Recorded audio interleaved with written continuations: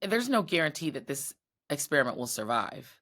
And the reason I say we're more like a Latin American democracy than we are like Europe, or England or France or Germany. France and England, these are old countries. They've had multiple series of wars, but they have a history that's very succinct. And then it also is very white and European. They were sort of homogeneous European entities and tribes that, fought each other over time. What Latin America are their colonies, the slave colonies that the Europeans created in the quote unquote New World.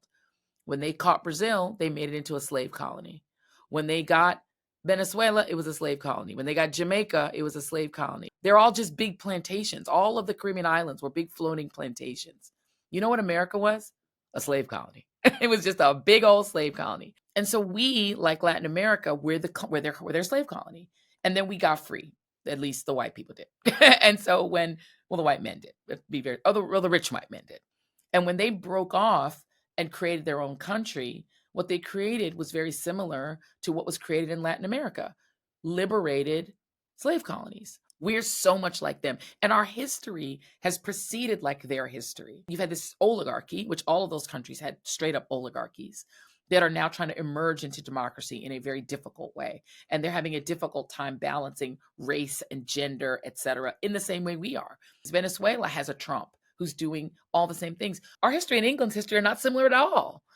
It's just they're white English people here that help form the country, but that doesn't mean we're like them. And we also don't have the long history to go back on and to fall back on. We're a very young country, like Latin American countries. And so our democracy is as unstable as theirs. We're just super rich. So we've been able to keep stability through money. But what you're seeing is us fragmenting.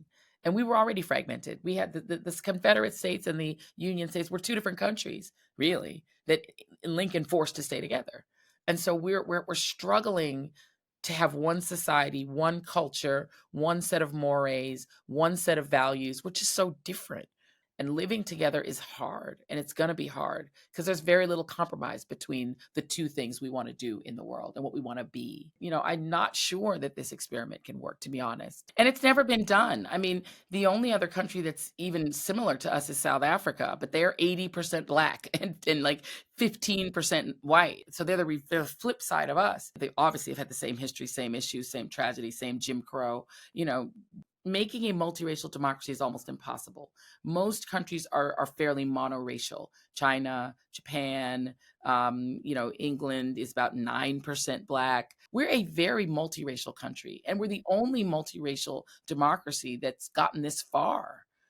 Brazil is struggling like crazy to make theirs work, but the way they make it work is they just completely suppress 55% of the population. And also they just resist the idea of Blackness at all. They just don't address race. They just ignore it. That's what most Latin American countries do. But they're all struggling too.